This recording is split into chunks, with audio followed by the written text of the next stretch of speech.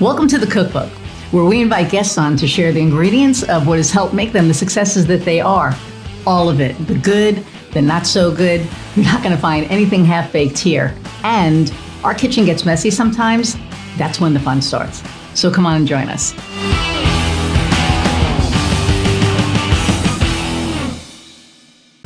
Hey everybody, and welcome to another episode of The Cookbook. I'm your host, Iris Goldfeder, and I am super excited about our guest today, Allie Beckmann. We met at I belong to the Dames.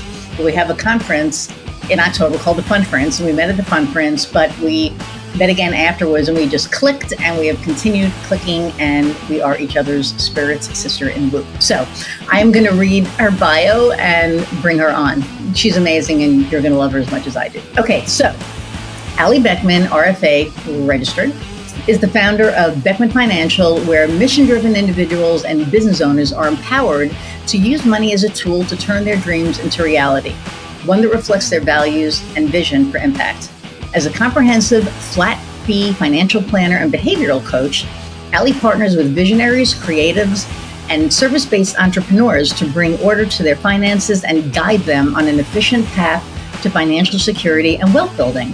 Her approach is uniquely holistic. I did that before too. It's uniquely holistic and deeply human, blending strategic expertise with emotional intelligence to create lasting impact. So without further ado, let's meet Allie.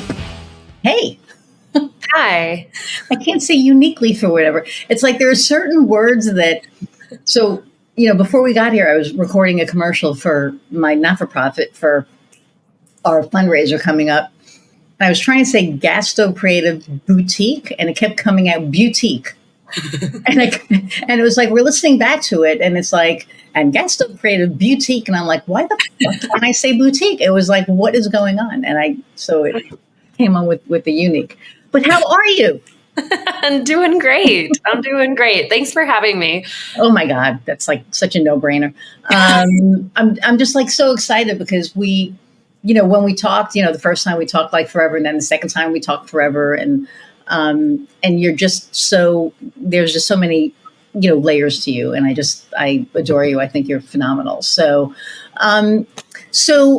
you're doing financial planning now, but you didn't always do that. So take us on your journey.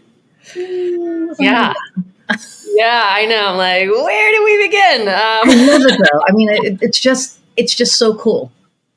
Yeah. I guess, looking back at my professional career, I started off in the theater. So I went to school. I studied theater for 4 years in college, got my degree, and then worked in the theater for a total of about 15 years.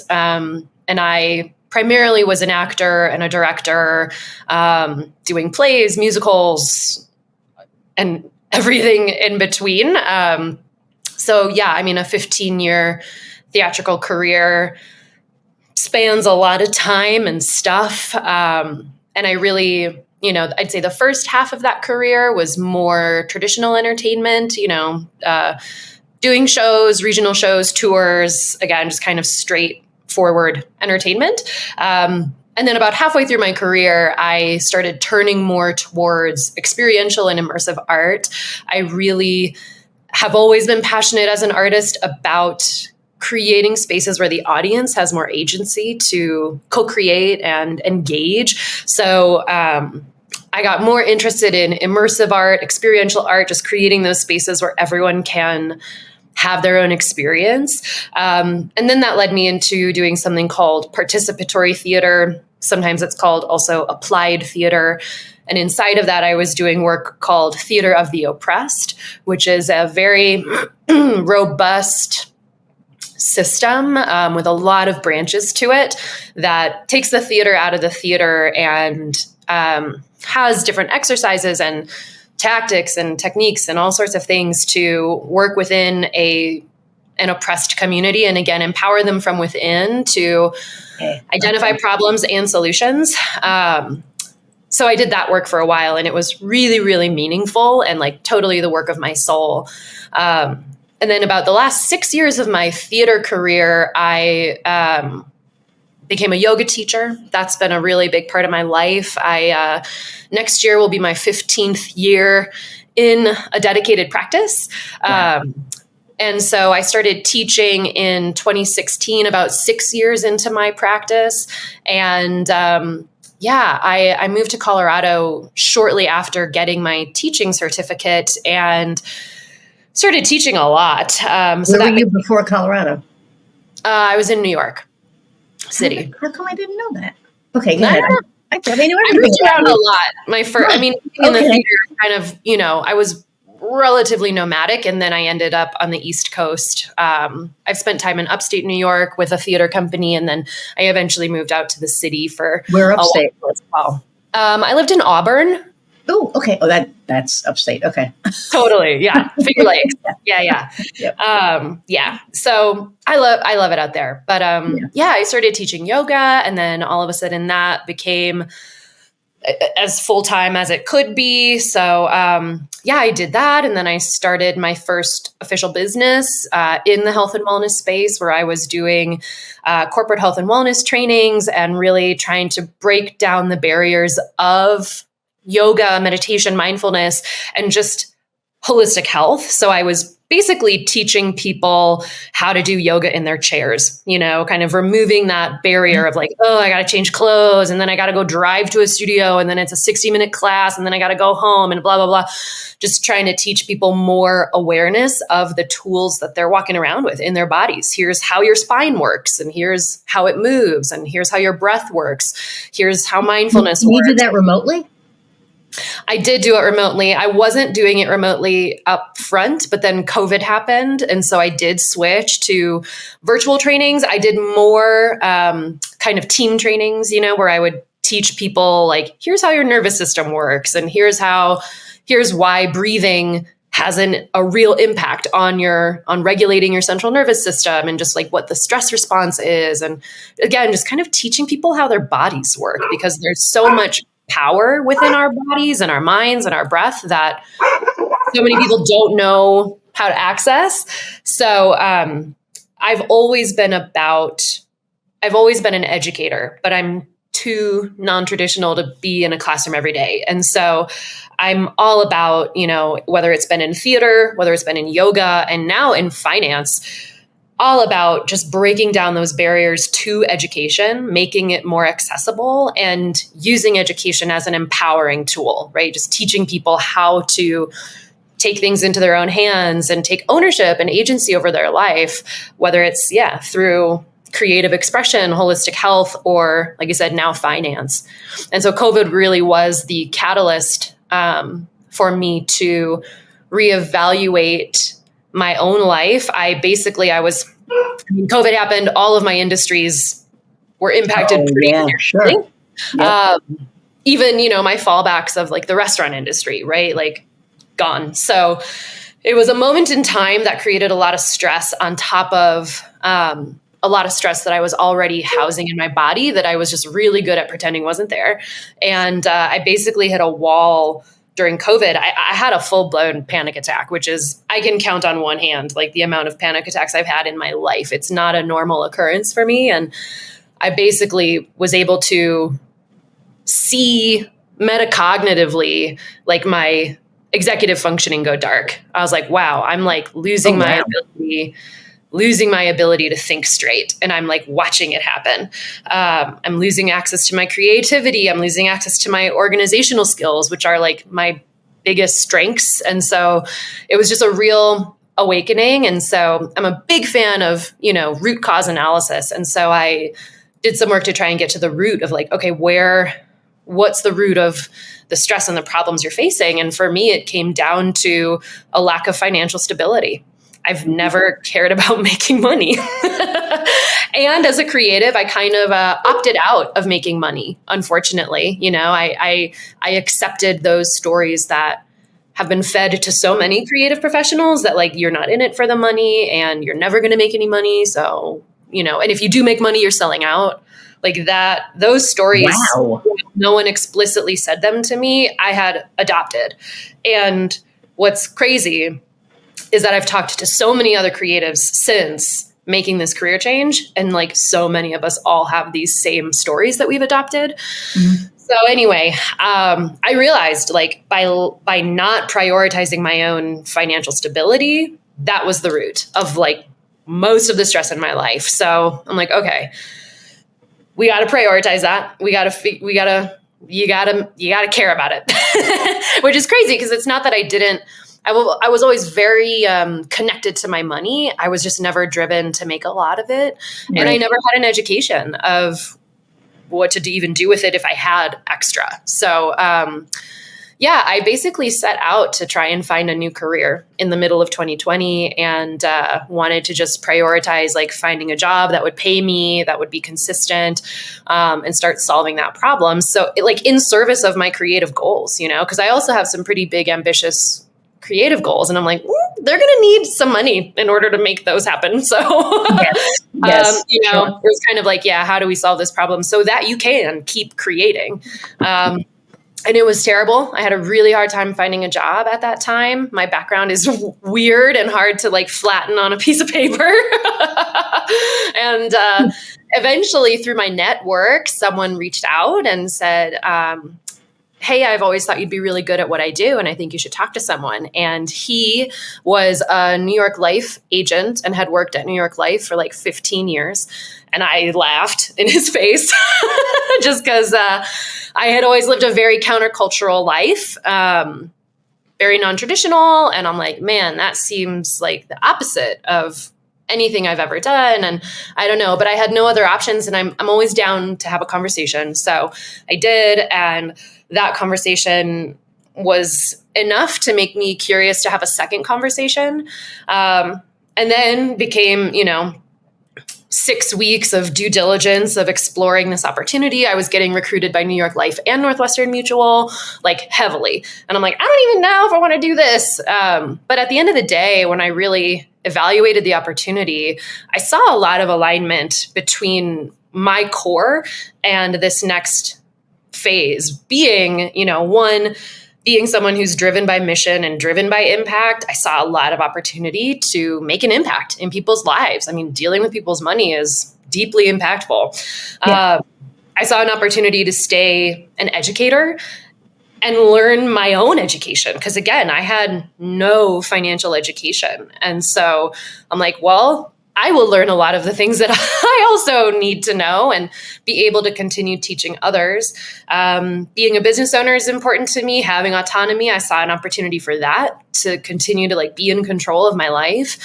And so honestly, and hopefully like make a decent living. And so I said to myself, like worst case scenario is I try it out. And if it doesn't work, I'll probably have learned a lot.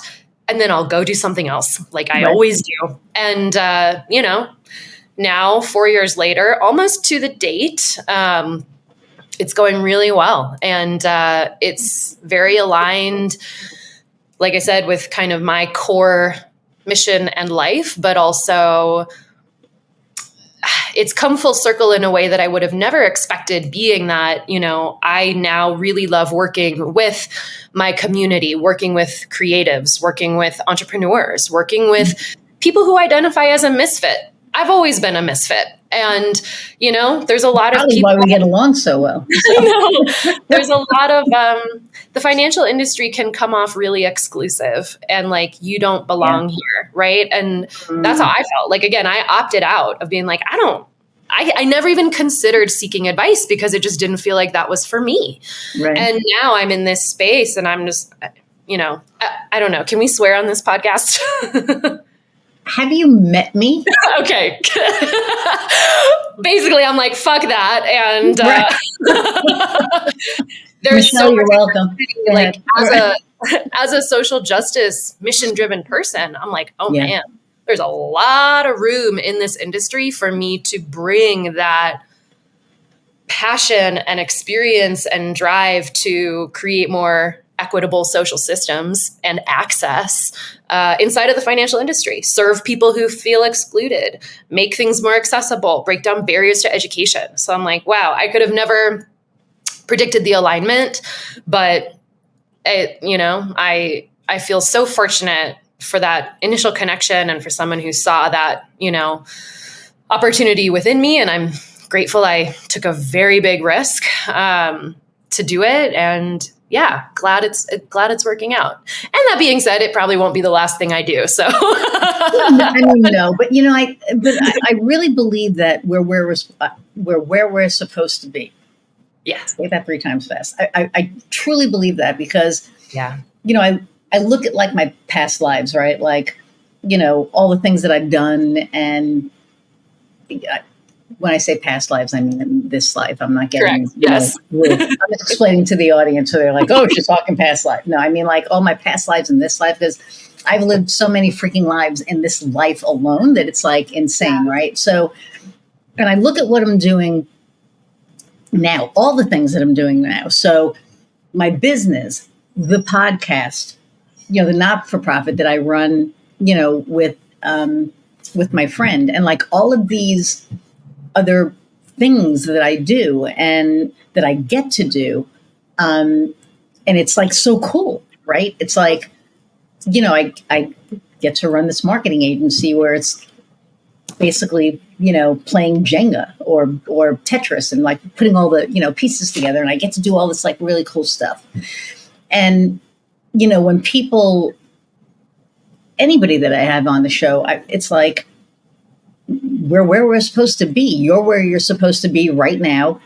It may be different a year from now. You know what I mean? But what you're doing is making such a difference. And the fact that, there's actually somebody in finance who wants to explain the shit to somebody, because like I told you I was homeless when I was 19 and all that, right? No. Didn't we? What the hell did we talk about? I felt like we talked about, okay, so we're going to everything and nothing. I mean, okay, so the next time we talk, I'll tell you everything. But I was homeless when I was 19, and my mom never gave me, she didn't, no offense, we know it's true. She never wanted to have kids, so I never had the tools. I was never given the tools to be a functioning person in society. Wow. So when I was like 11, she threw me in like a boarding school for 3 years so I would be out of her hair. And then we moved to Florida, and then she moved in with a boyfriend when she was 15. So, I ended up with my GED. I never graduated high school because, she left me alone. I didn't know about a checkbook. So I finally opened up a bank account and I had a checkbook, but I thought that you didn't run out of money until you ran out of checks.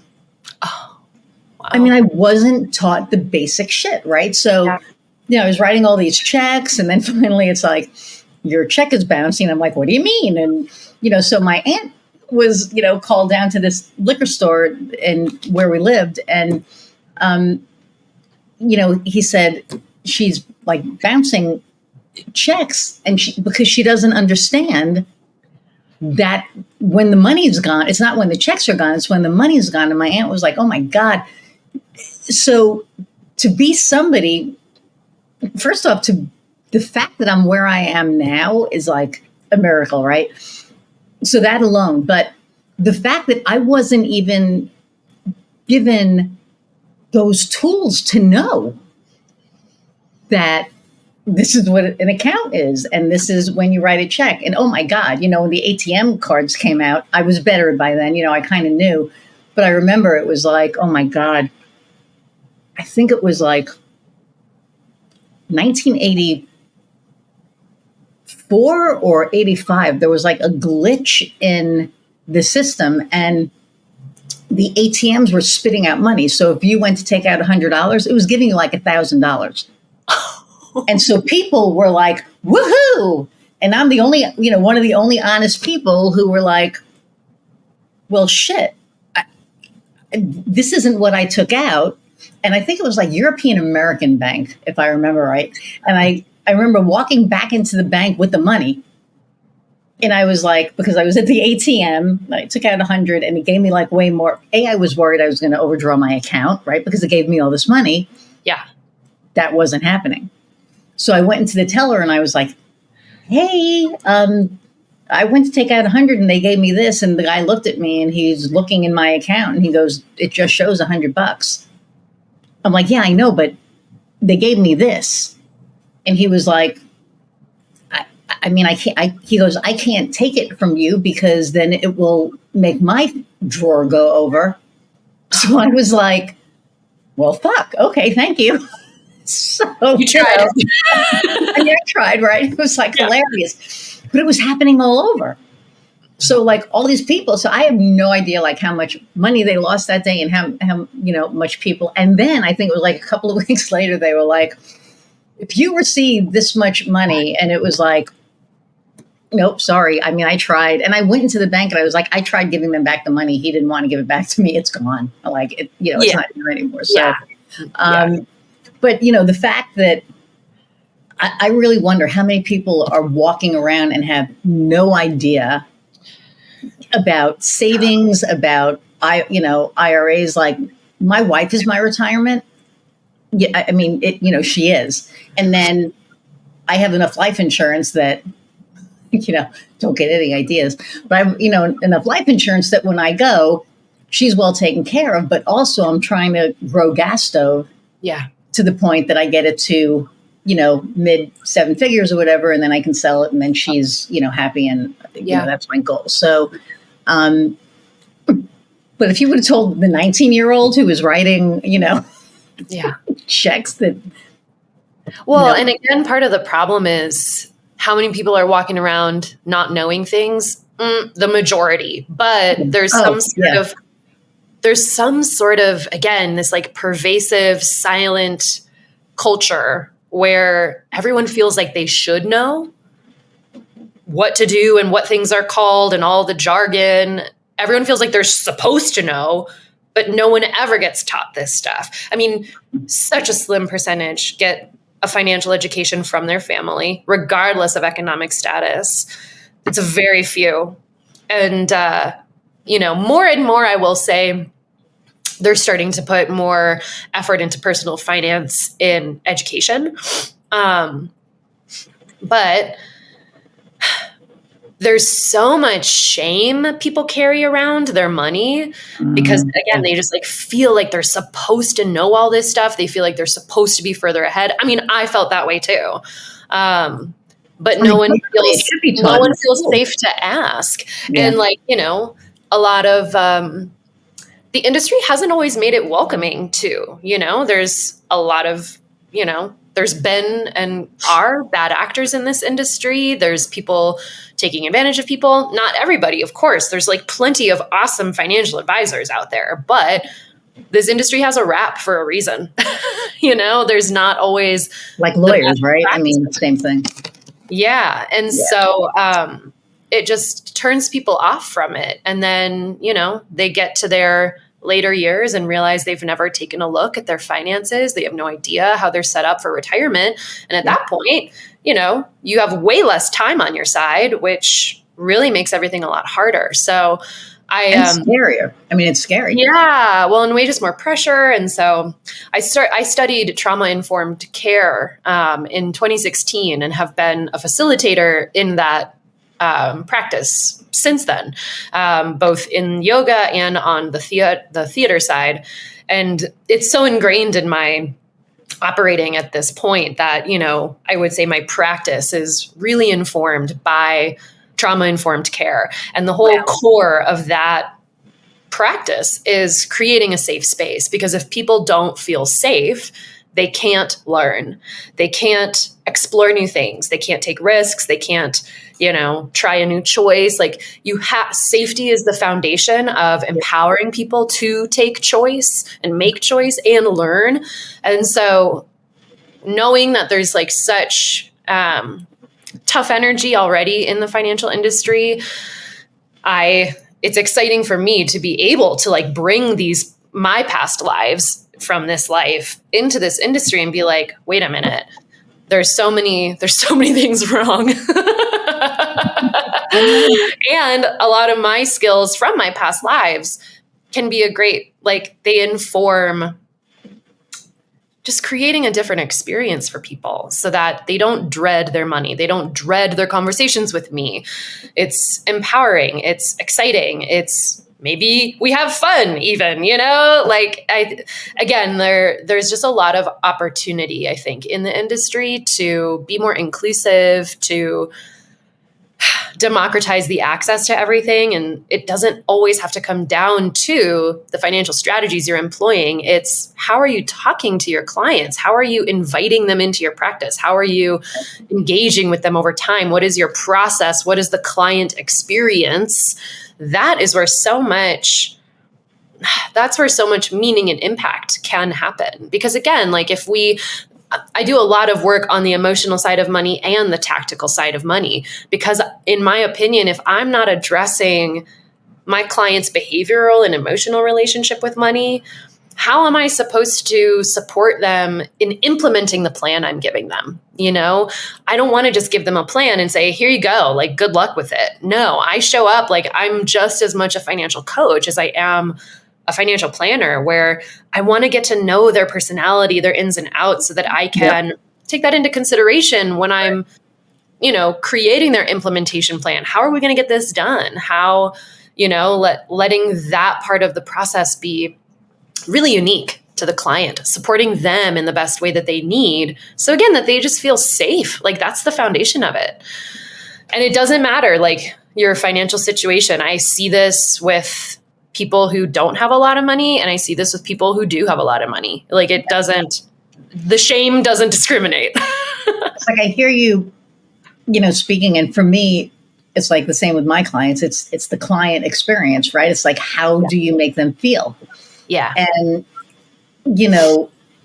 whether it's finance, whether it's, in marketing, or, what I do, and, anything, any industry that you're in, or any solopreneurship or whatever, and your client doesn't have a good experience, they're not staying with you, right? So you have to, and they know whether you care or not. I was just talking to somebody about this.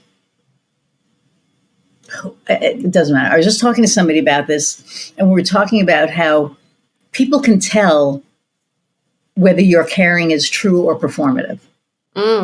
Sure. 100%, right? And so my clients know that I care for them. I have on my vision board, it's I have, my clients are happy, my clients are safe. And to me, that's the most important thing, is that they are safe. They feel safe. They're putting their marketing in my hands. They're putting, whatever they're putting in my hands because they trust me. And you're goddamn right. I'm going to make sure that they're safe. Yeah. That they're well taken care of. Yes. And so when you talk about money, hell yeah, you want to be fucking safe. Oh my gosh. I mean, especially now. Yeah. Nobody knows what the fuck is coming, in 2025. Yeah. It's a scary time. People are afraid to spend money right now. They don't know what to do because they don't know what's coming. Yeah. And I just read that, and I'll say it on here, I don't care, the schmucko was oh yeah, I'm not going to be able to lower fucking grocery prices.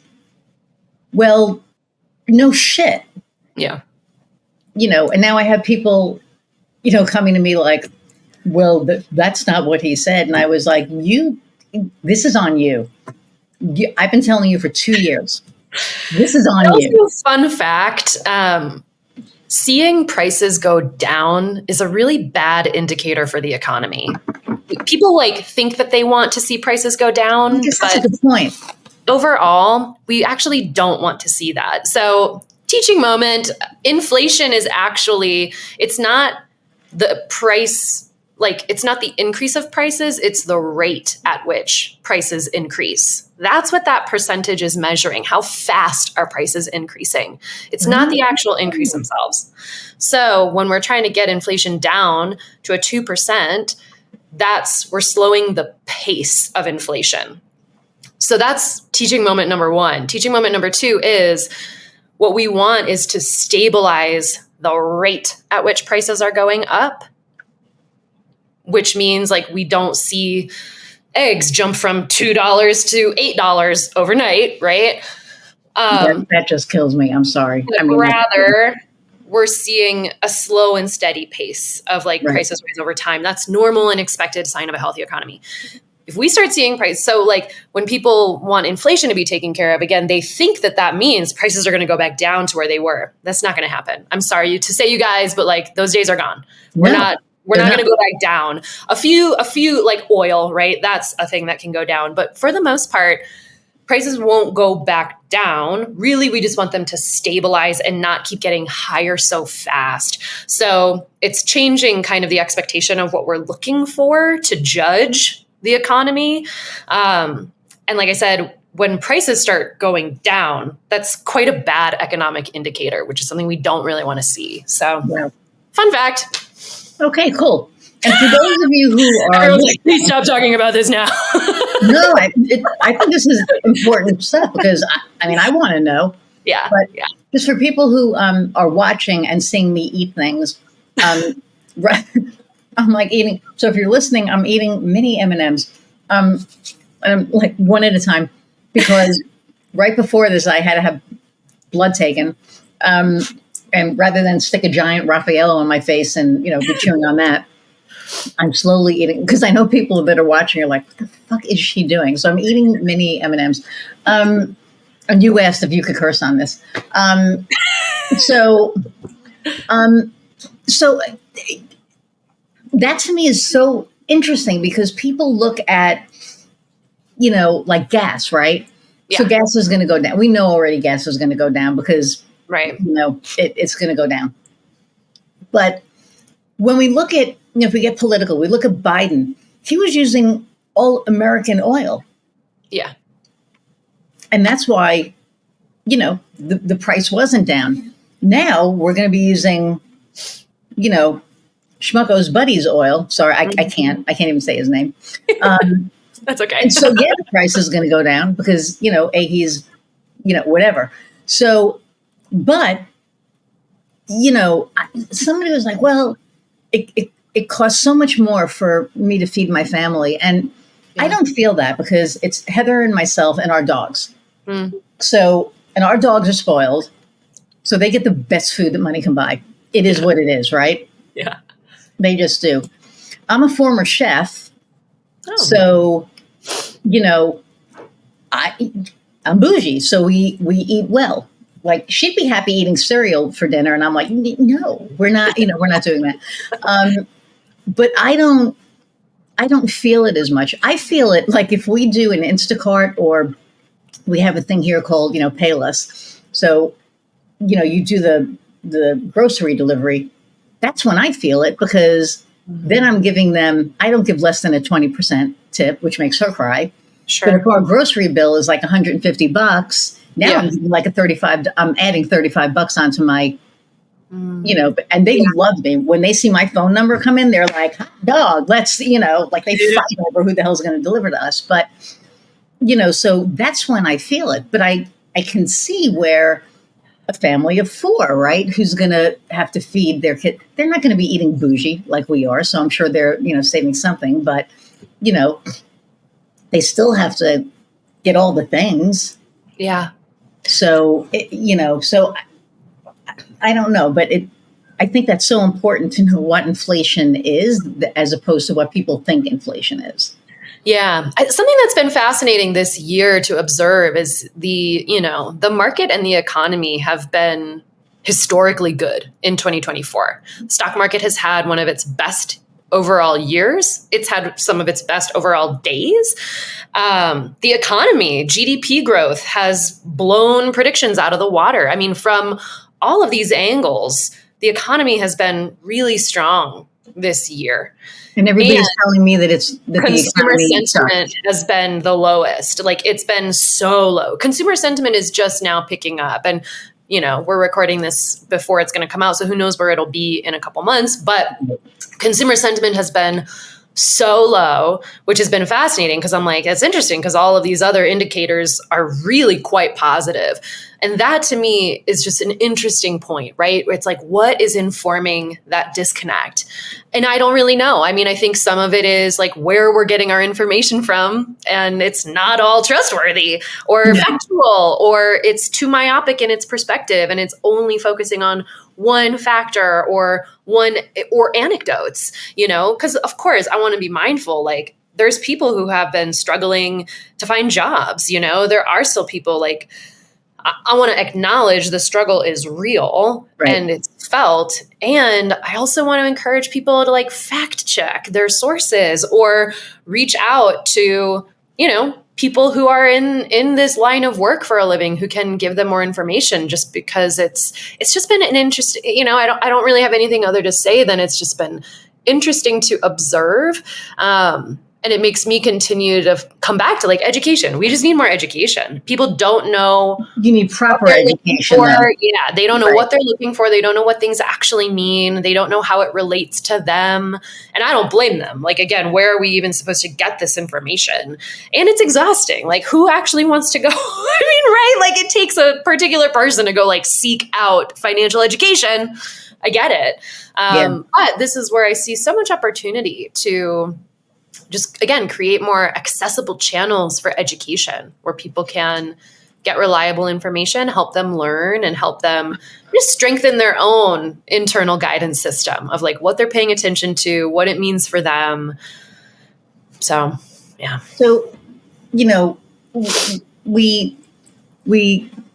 know a lot of entrepreneurs. We know a lot of people who, they have their own businesses and all of that stuff. And one of the questions that I was like asking on here is, especially in today's climate, right? Like right now things are good, but by the time this airs, it'll be January, I don't know, in a month or whatever.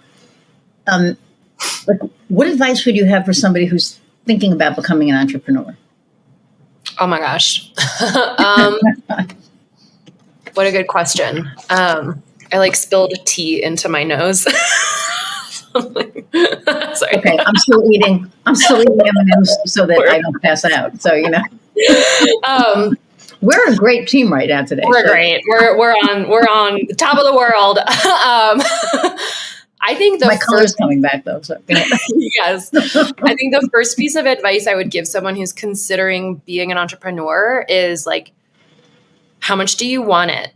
The internal motivation has to be there, because like you've got to know your why, and it has to be deeply meaningful, because the ebbs and flows, the ups and downs, how hard it is to build a successful business and get it off the ground. It is so hard. And there are so many challenges and setbacks, and there's just, the mental and emotional game of being an entrepreneur, I think, is one of the hardest parts of it. And so if you don't have a deep connection to why you want to be an entrepreneur and what it is that you'll be doing, you're not going to last. Like your internal fire and fuel will ultimately be the greatest,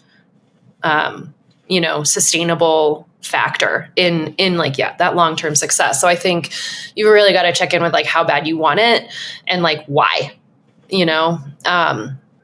so I'd say start there.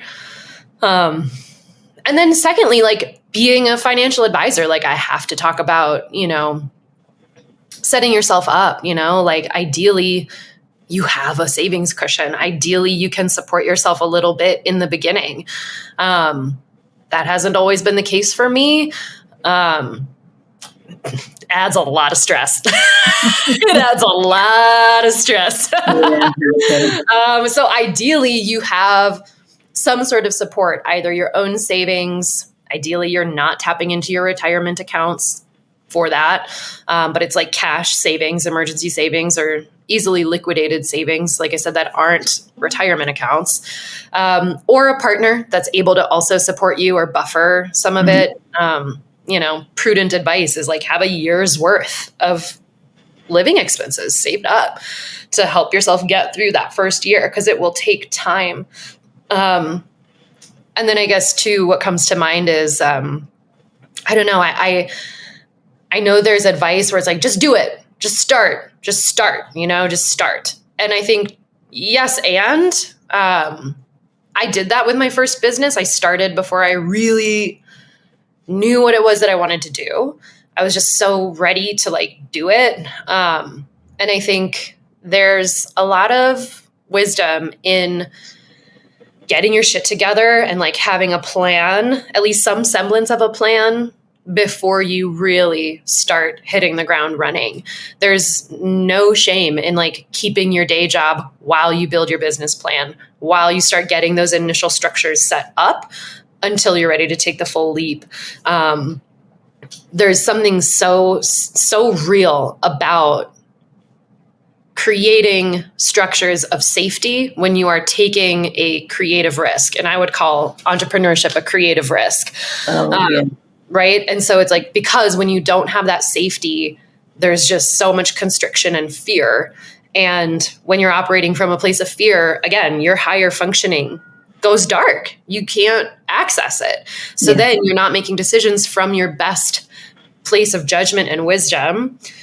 And that can be a slippery slope in itself. So you become like reactive instead of responsive, right? Yeah. And there's like this urgency that can sometimes, and sometimes desperation, which then can really get in the way of real traction and movement forward. So I think a question that I love asking my clients too is like, what do you need to feel safe?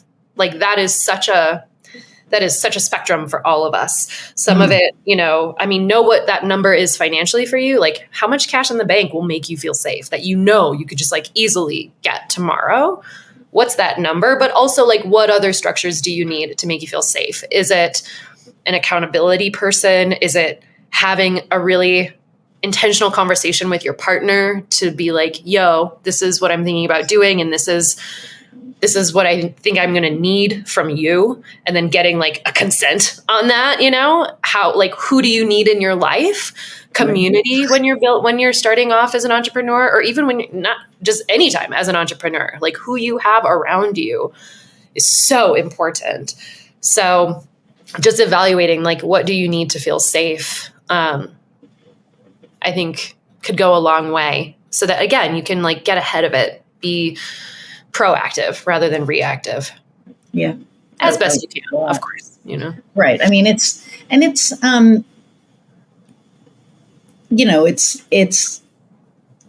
daunting. And we say this all the time, if you want to know what you're made of, become an entrepreneur. Because it brings all the things out. And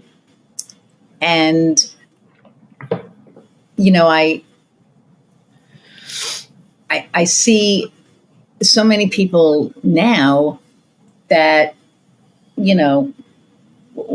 here that were entrepreneurs that are looking for work because they're afraid. And I had a conversation with somebody earlier this week.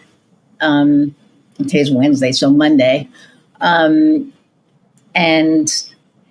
they were like, I'm looking for a job.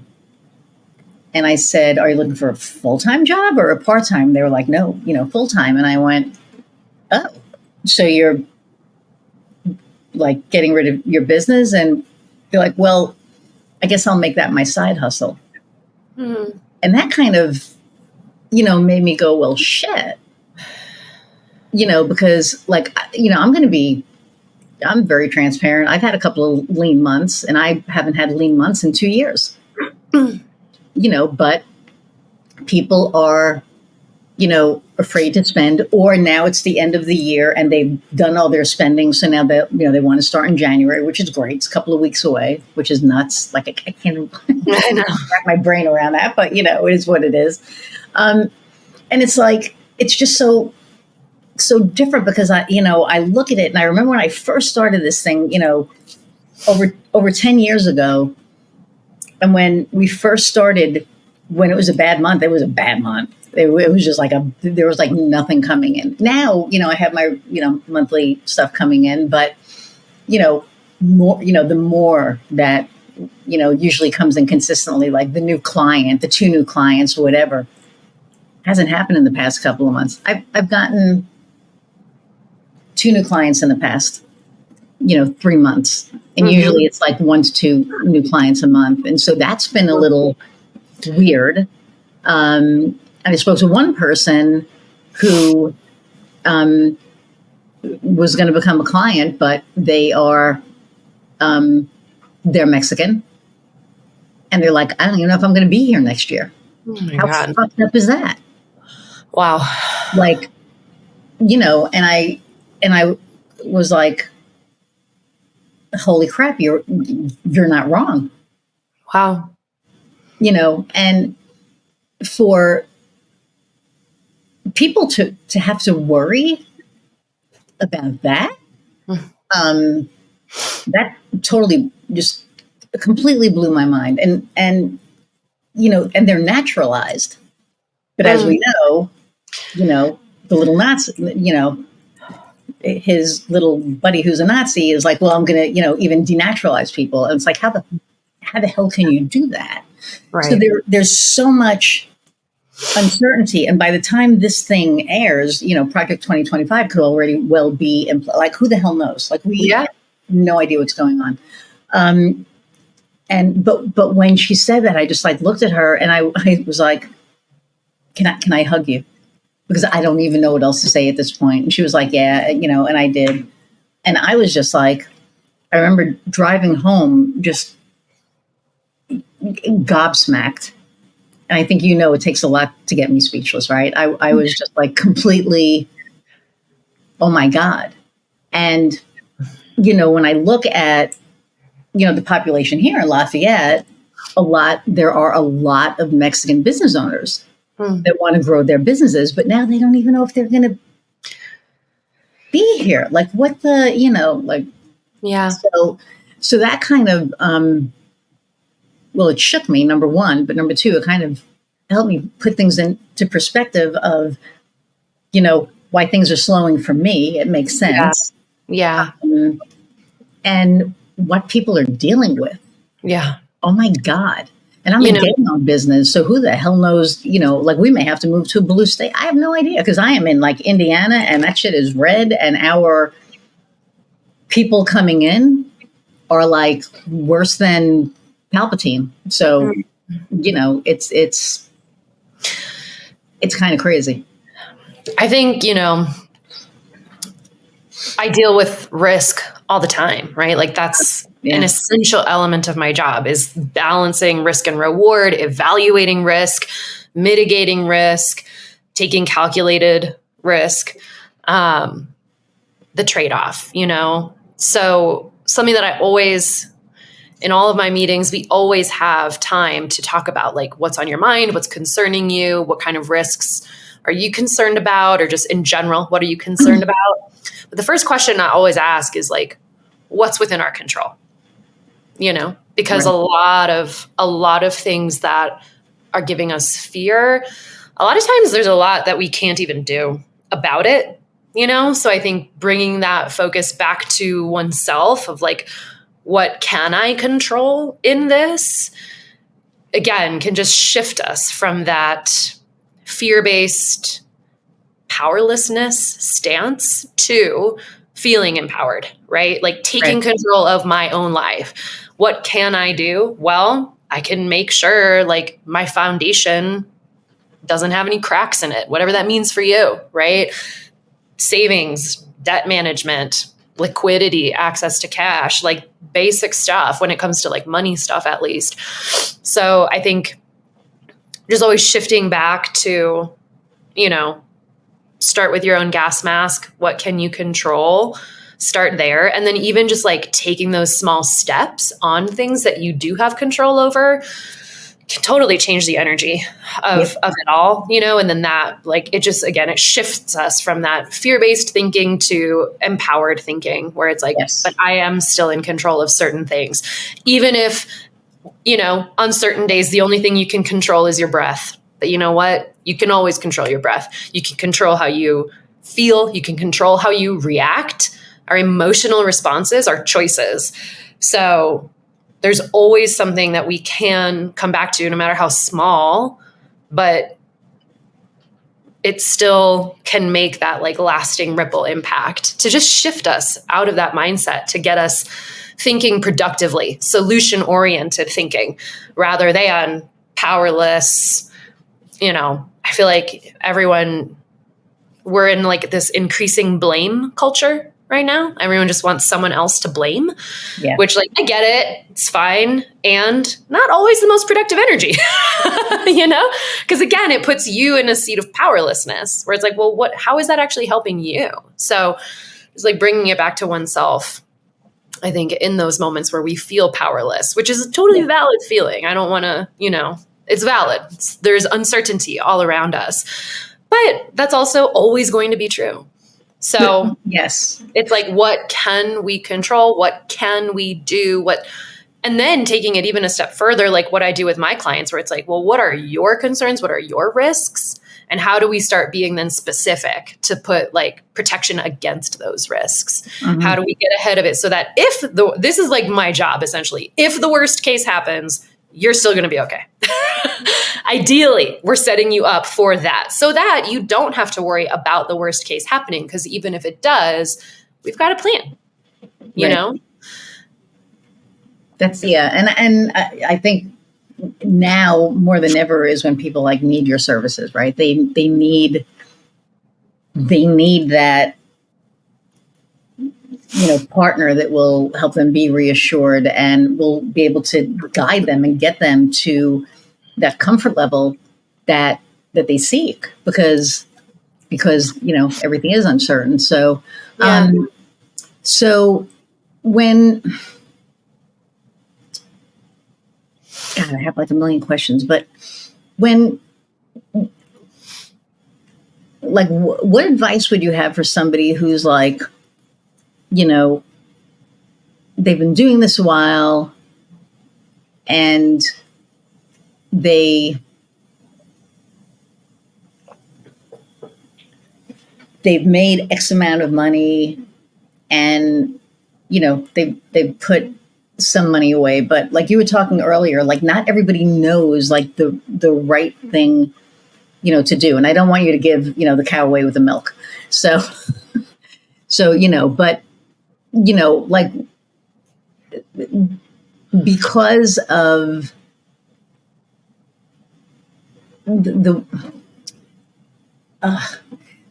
I spoke to a lot of financial people this year, not for my business, but just in general through here or getting ready to invite them on the podcast. And I didn't invite them on the podcast.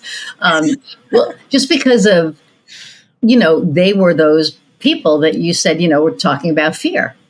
Mm-hmm. And they were very fear-based. They were very like, well, the market's crashing. You're never going to get a house at this again. And you're never going to this and blah, blah, blah. And I'm like, oh my God, I don't know. No, we're good.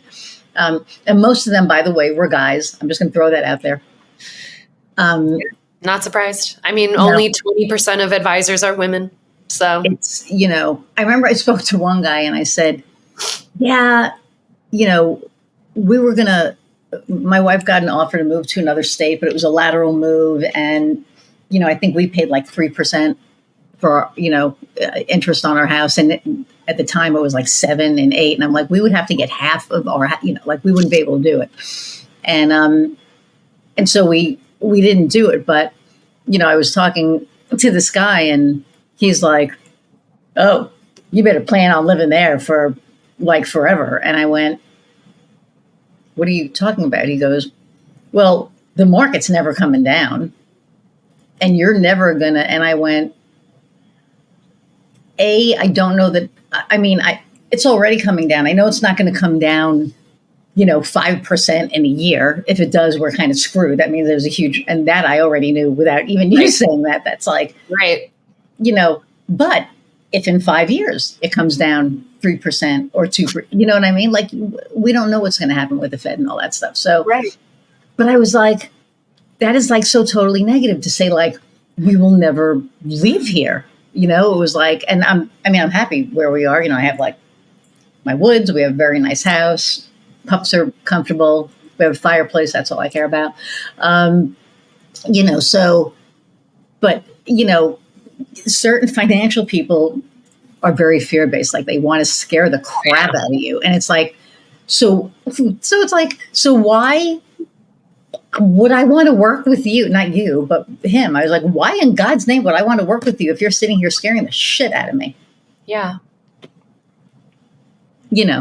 So I don't know. It was just like it was just a very weird kind of thing because you seem very, the glass is half full as opposed to half empty. And that's how I kind of look at stuff. Yeah. So. Yeah. I think you're keen to pick up on that fear-based tactic. And, from my time moving through the financial industry before I was able to go fully independent where I am now, those are a lot of the sales tactics that are taught. It's kind of making people, talking over them to make them feel like they need you. It's like, oh my gosh, if I talk over them, then they're going to realize how much they don't know and how much they need me. And I think too, it's like playing on people's fears, again, makes them feel like they need their advisor. And this is not every advisor, but I know that those are sales techniques that are widely taught in this industry and that have been widely taught for a very long time. And I think, I'm coming at it as an artist, as a social justice artist. I was a trained professional critical thinker. And so I'm looking at this industry with that lens and just having come from like the land of the people, if you will, I know that the consumer landscape is changing. What people are looking for, what they want, what they're expecting out of an advisor is changing. They care about relationships. They care about how things feel. I just wrote an article on that today, just in general. Yes. And people are more and more empowered to learn and educate themselves on their own. Yes. So the massive information gap is getting reduced because of the internet, because of just people's ability to teach themselves. And I believe that trend is not going to go down. And I think people are smart. People are smart to that, So, I just don't think, again, when it comes to like sustainable business practice, I don't think that's a sustainable way to go, both in terms of like your clients, but also your own energy. I mean, oh my gosh, like 100%. Well, and it's like feel terrible to be that person all the time. I don't know. And it's like the like the marketing people who go into a business and they're like, oh my God, what the hell were you thinking to do that? And it's like, oh my God, why would you ever say it? Like, it's like fear-based and, negative. Shame. It's shame. Yeah. And it's like, and condescension. Why in God's name would you do that? I walk into a business and I look at what they've done well. Yeah. It's like, okay, what have you done so far that's worked? And that's the first thing I ask them. What have you done that's worked? Well, I don't know. Well, let's look at it. Yeah. You're doing this. Hey, you did a great job here. This is great here. You did, and this is really good here. Okay, there's a hole here, so we can help you there. Right. So it's pointing out their attributes and what they're good at, as opposed to shaming them. Like I will never forget. I was working with somebody who, not anymore, but I was working with them, and we were talking to a business and he said, yeah, I did this and this. And he literally was like, what the fuck were you thinking? And I was like, oh my God, why would you? How can you? No. Try again. No. And I apologized. But I was like, excuse that. That's not who we are. And it was just like this whole. Well, because that's the thing. It's like, you could also ask, like, what were you thinking? It's like you could even ask the same question to get into that person's mind. What were you thinking when you did that? Totally different. Not what were you thinking? It's in the inflection, right? It's a totally different tone and intention. And I think a lot of advisors can fall prey to the trap of like, there's one way to do things. And it's like, that's just not true. Someone like the numbers for some people, the numbers are not the bottom line.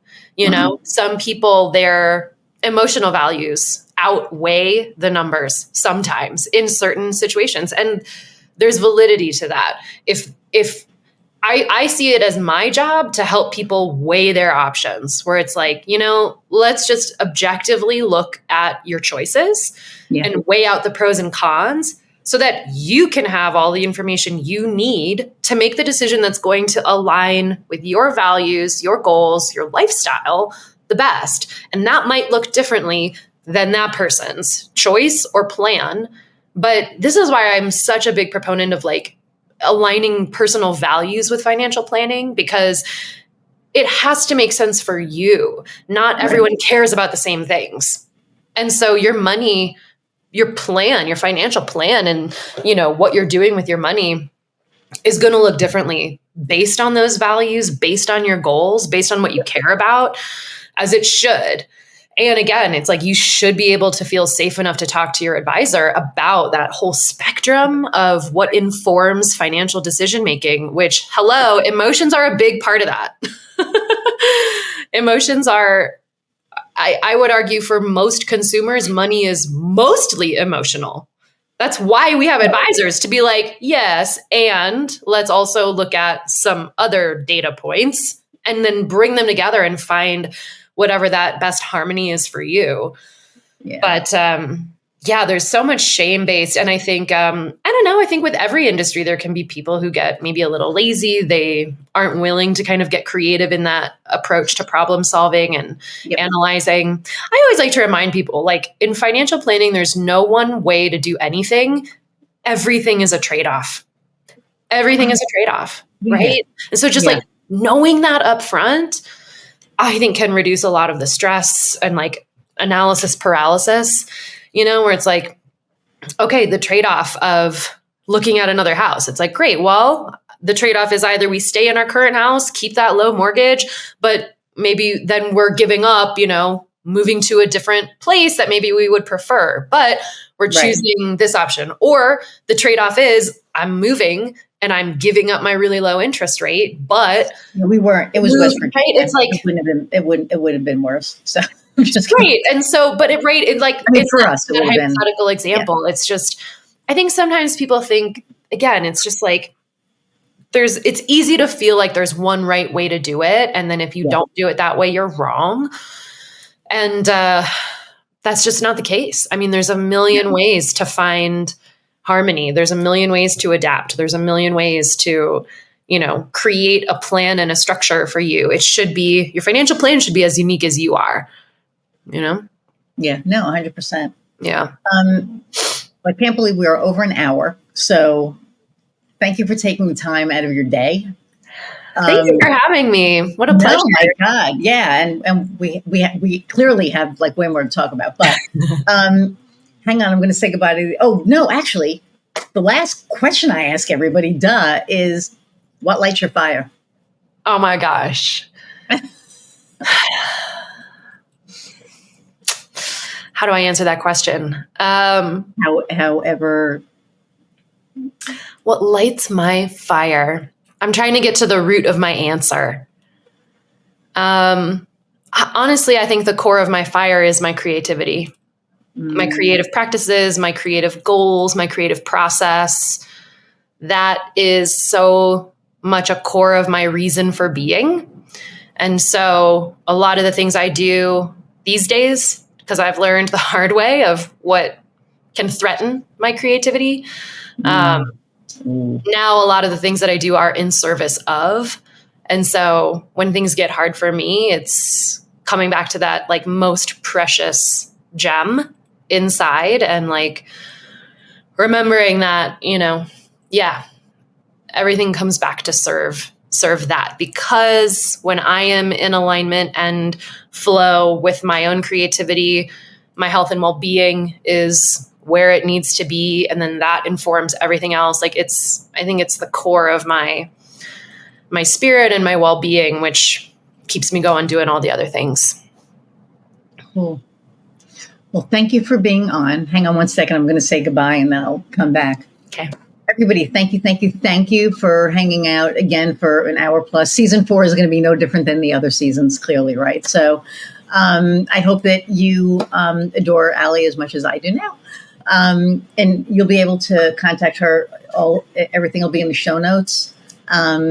So appreciate you all. Like, download, review. Please give reviews for, every episode. And if you can, in the comments, like, leave a nugget that kind of stuck with you, so that, we know what you guys are looking for. So appreciate you all. And until next time, go out and find what lights your fire. See ya.